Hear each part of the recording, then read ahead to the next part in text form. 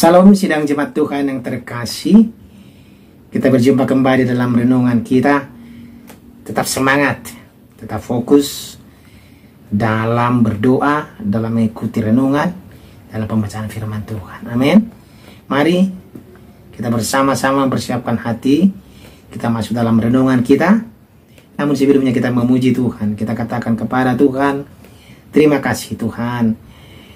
Terima kasih Tuhan untuk kasih setiamu yang ku alami dalam hidupku. Terima kasih Yesus untuk kebaikanmu sepanjang hidupku. Terima kasih Yesusku buat anugerah yang kau beri, sebab hari ini Tuhan adakan syukur bagimu. Amin.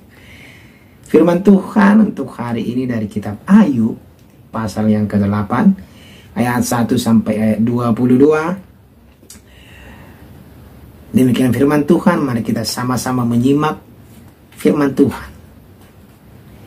Maka berbicaralah Bildad orang Sua.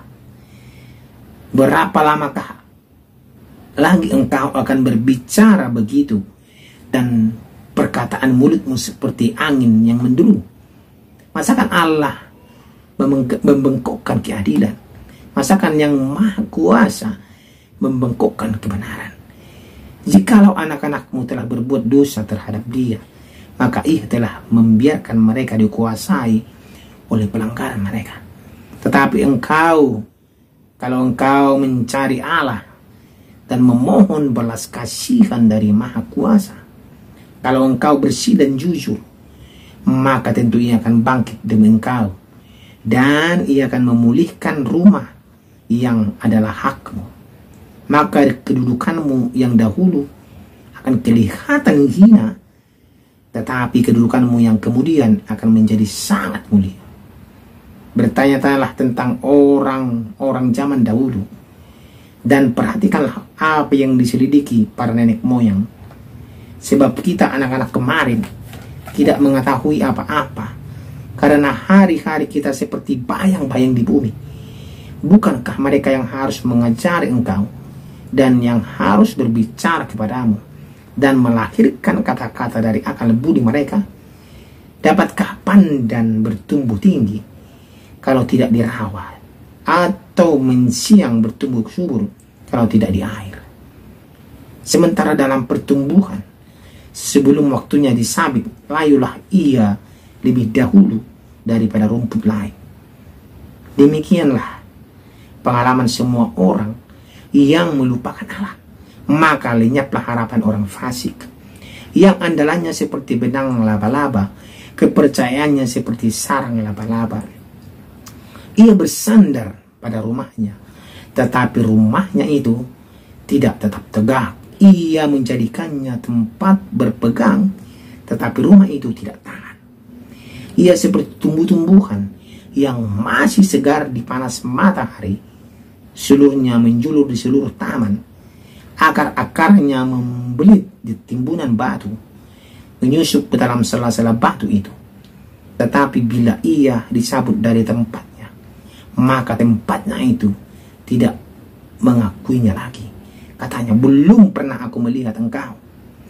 Demikianlah kesukaan hidupnya, dan tumbuh-tumbuhan lain timbul dari tanah.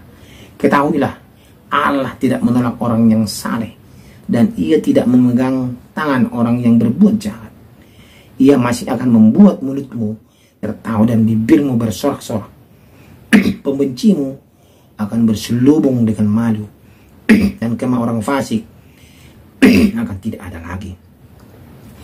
Demikian pembacaan firman Tuhan. Tema kita pada hari ini adalah membela keadilan. Sidang jemaat Tuhan yang terkasih, ada banyak sekali yang kita lihat, atau kejadian atau ironi kita lihat yang bisa kita temukan dalam dunia ini. Misalnya, kita membela demokrasi dengan cara-cara yang tidak demokratis.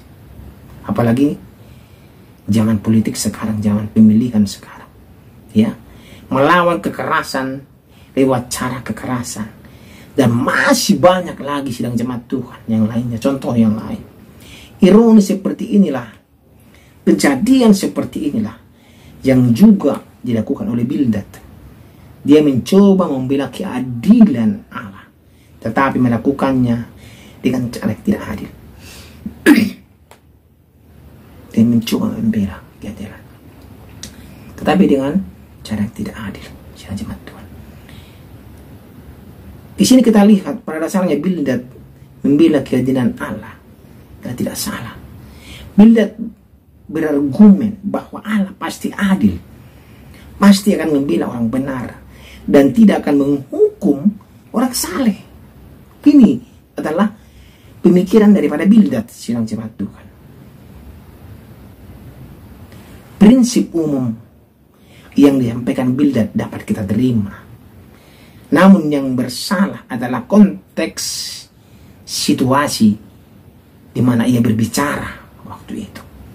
Dari argumennya ia beranggapan bahwa Ayub pasti bukanlah orang benar dan penderitaan yang dialami oleh Ayub merupakan hukuman Allah.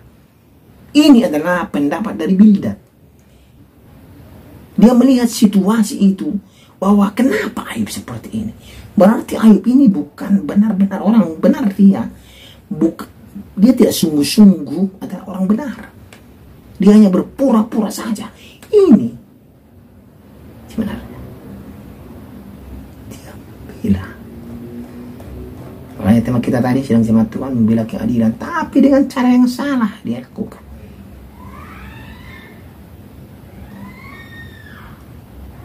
Dalam upaya membela keadilan Allah, Bildad justru melakukan dua tindakan yang tidak adil. Yang pertama,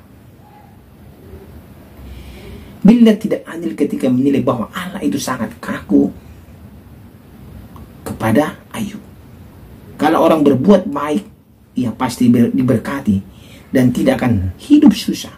Sebaliknya, kalau orang berbuat jahat, ia pasti dihukum dengan penderitaan. Ini adalah pendapat daripada Ayub.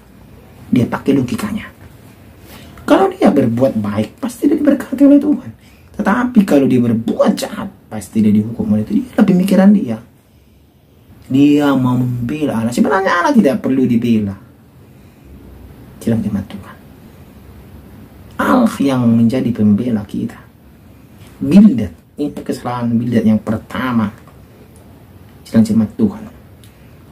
Yang kedua, ketidakadilan daripada Bildad adalah pembelaan Bildad adalah Bildad tidak adil karena menuduh Ayub tidak mendengarkan ajaran dan menaruh percaya kepada hal lain selain daripada Allah.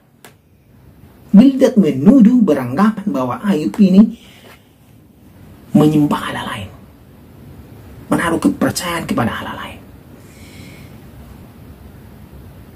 Iya, dia tidak begitu empati kepada penderitaan Ayub. Dia tidak begitu berempati. Tidak seperti teman mereka Elifas.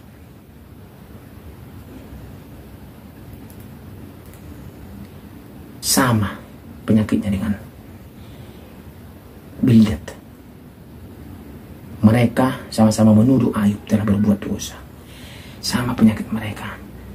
Elifas juga begitu, Bildad juga begitu. Mereka beranggapan Ayub ini telah berbuat sesuatu yang mendukakan hati Tuhan.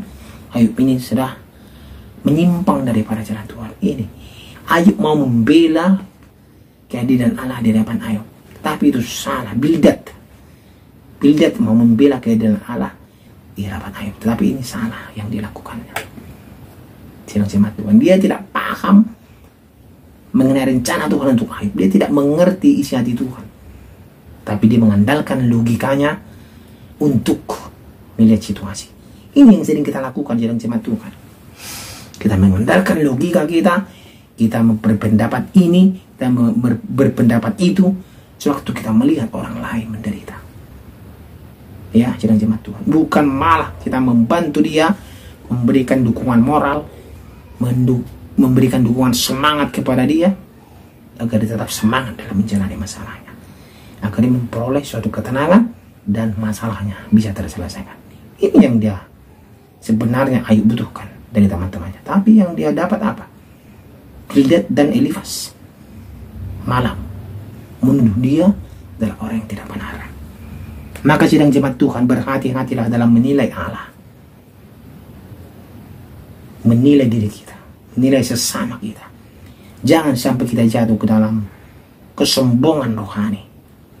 Bildad sudah jatuh ke dalam kesombongan rohani. Dia menganggap dirinya yang paling benar daripada Ayub. Makanya dia membela Allah. Allah tidak perlu dibela. Seakan-akan kita sudah mengerti Allah. Seakan-akan Bildad sudah mengerti Allah. Dengan mudah kita menghakimi orang lain. Ya, kita menganggap diri kita lebih benar daripada orang lain. Maka kita menghakimi orang lain. Ini yang salah. Dengan rendah hati kita perlu mengakui bahwa pengertian kita terbatas sebenarnya sedang jemaat Tuhan. Kita terbatas. Sedangkan Allah tidak terbatas. Jangan kita sok-sokan sedang jemaat Tuhan. Anggap diri kita ini, wow, tidak. Terbatas kita. Supaya kita dapat melihat pergumulan orang lain dengan penuh empati. Dan kita saling mendoakan, saling menopang, saling mendukung. Ini yang penting. Mari kita sama-sama membela kebenaran, membela saudara-saudara kita, agar nama Tuhan dipermuliakan. Kita berdoa, terima kasih ya Tuhan untuk firman-Mu hari ini yang mengajari kami agar kami saling menopang, saling mendukung satu dengan lain, bukan saling menjatuhkan. Terima kasih untuk firman-Mu hari ini ya Tuhan. Dalam nama Tuhan Yesus berdoa. Amin. Terima kasih Tuhan untuk kasih setiamu yang ku alami dalam hidupku. Terima kasih Yesus untuk kebaikan-Mu sepanjang hidupku. Terima kasih Yesusku buat anugerah yang Kau beri, sebab hari ini Tuhan ada